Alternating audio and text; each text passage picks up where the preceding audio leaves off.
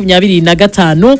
Hanyuma rero reka twinjire muri kamera muri Rayon Sport ubundi tubijyanirana na Ferwafa Super Cup ko ku munsi w'ejo habaye ikiganiro n'itangazamakuru Mugaragu yari ariyo, ariko reka duhere mu ikipe ya Rayon Sport. Ku munsi w'ejo babicishije ku mbuga nkoranyambaga zabo bavuze ko noneho kera kabaye kuko twe tumaze iminsi tubivuga bikarangira atagaragaye mu kibuga. Tambwe Gloire Ngongo ahari 100% bagomba kumwifashisha yarakize. Tambwe yamaze gukira, yanatangiye imyitozo ku buryo match kurikiyeho bazamubona.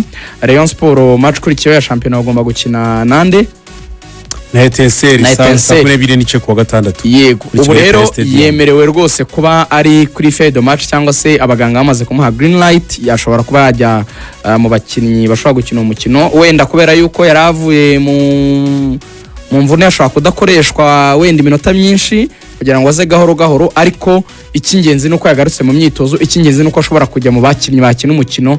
Icyo ni inkuru ishimishije kuri Rayon Sport.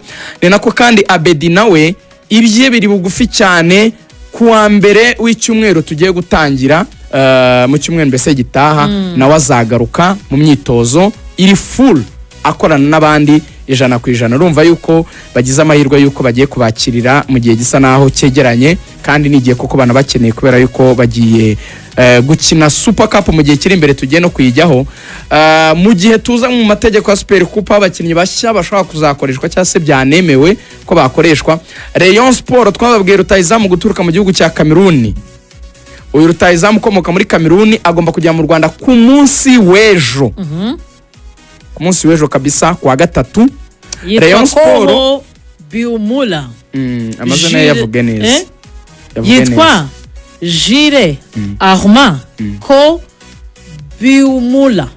Yego, uyu rero ufite amazina akanganya atyo ni nako avuga rutayizamu kanganye kabisa, kubera yuko ari sazo yakoze ibitego 22 mu ikipe yo muri Cameroon yakinagamo, nyuma ajya muri Tunisie muri Club Africain aza kuvunika ntibyagenda neza, aramaze igihe adakina kubera imvune, ariko muri rero bamubwiye bati iyizire tugukoresha imyitozo mike cyane ishoboka, turebe byibura yuko imvune yakize, tunarebe yuko imibare ivuga ko atsinze ibitego 22 muri championnat ya Cameroon ariyo koko, ubundi tugukubita amasezerano hanyuma utwatakire izamu, ubundi APR kuri Super Coupe uzaba yinyura hejuru.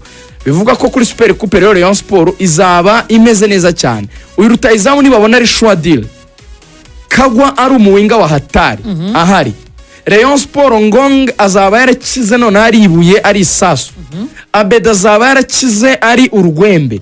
Ewa nari umukasi akeba. Rayon Sport ifite umutoza mushya. Aha ngaho muzamubwira yaro wenyine ni Azizi Basane kuranye wenyine wavunitse niwe wenyine izabibura ubwo in case atagize n'imvura iboneka. In case batagize ikindi kibazo tugendeye ku makuru ari current ahari ubu ngubu Mugaragu Super Coupe ngo bimeze bitereye ngo Super Coupe icyambere ku munsi w'ejo ikibazo cya mbere urumva bagomba gusubiza kubera iki twatanye umwaka tutazigiye Super Coupe izabera ikaza itunguranye. So ruvuga ngo ubuyobozi buhari nabwo bwemeye ko harimo iryo kosa ryabaye ryo kuba baratangiye umwaka w'imikino Super Coupe itazwi igihe izakinirwa, ariko banavuga ko nta hantu hari itegeko ko Super Coupe ikinwa mbere yuko sezo itangira muri rusange, ahubwo ruvuga ngo buri gihugu cyase buri federation ukwayo ihitamo uburyo izakina Super Coupe. Ubwo mu magambo avunaguye rigoga nuko umwaka utaha Super Coupe ishobora kuza guhinduka none nikagikinwa n'aya makipe ivuga ngo yatwaye championnat gikomeye cy'amahoro akaba amakipe 4, uruvuga ngo yaba mu ciciro cy'abagabo ndetse no mu ciciro cy'abagore. Harimo na ubusiyo ko ahubwo bo bashaka kuzayigera no ikaba mu buryo budasanzwe ahandi ikinwa ikaba gikinwa mu makipe 8 akabanza ibintu bimeze nka qualification, harimo amakipe akagenda akagera muri demi finale akagera no kuri finale. Umutara mu witwa Kagwa baramubwiye ati taha wa muganda oya yaravuze ati ejo rwose ngo bamuhaye ibyo baramubwiye ati turagushimiye wagize neza urwego ntabwo ari urungu. Ubwo rero muri line up tumukuyemo urakoze wa muganda yitwa Kagwa nta kirimo rwose rero ngo amaze kumusezera kanuru yazanye kubanza kubakoresha test ni keza ngo ati ngo bamusinyishije bakamuha amafaranga n'icyumweru ukore tize tukurebe nitubona hari icyo urushaho abana dusanganwe cyangwa abakinnyi dusanganwe ubone wasinye n'uyu mwataka rero witwa Jules nawe bagiye kubanza bamukoreshe test bamurebe nk'icyumweru akine akore babone gufata icyemezo. Ubwo Super Coupe izaba ku itariki izaba tariki ya 10 za Mutarama kuri Stade Amahoro. Twibwirira ku bihembo byahindutse. Saa 9 abagore bazakina n'agaragwa na Rayon Sport, saa 12 APR na Rayon Sport. Ibihembo rero urabizi ko ubundi byari miliyoni 10 ku ikipe itwaye igikombe, ubwo ikipe baba bakinnye igabwa 5. Ubu ikipe izatwara igikombe izabwa miliyoni 20, hama ubwo iyo bakinnye ya mu cyiciro cy'abagore no mu cyiciro cy'abagore izahabwe miliyoni 10. Abagore bazabaha miliyoni 20. Birangana bo baravuze ngo ni uburyo bwo kwinkruzi bwo guteza imbere umupira w'abagore. Yego. Ibihembo bizahabwa abagabo nabyo bizahabwa abagore miliyoni 20 ku ya mbere, miliyoni 10 ku ya kabiri. Ku ya kabiri yaba mu bagabo ndetse yaba no mu bagore.